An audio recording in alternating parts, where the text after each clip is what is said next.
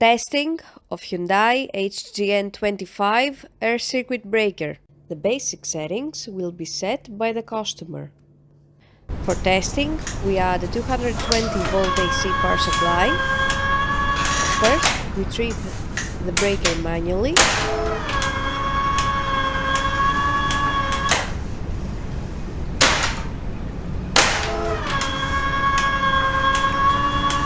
Then, we trip the breaker with the help of the UVT.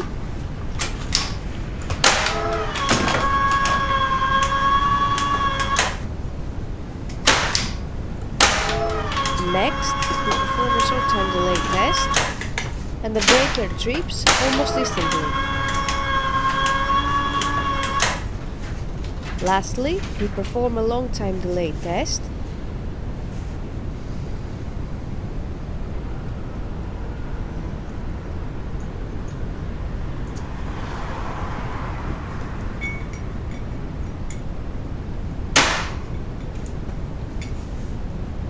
It is now clear that the air circuit breaker is working successfully and is ready to be delivered to the customer.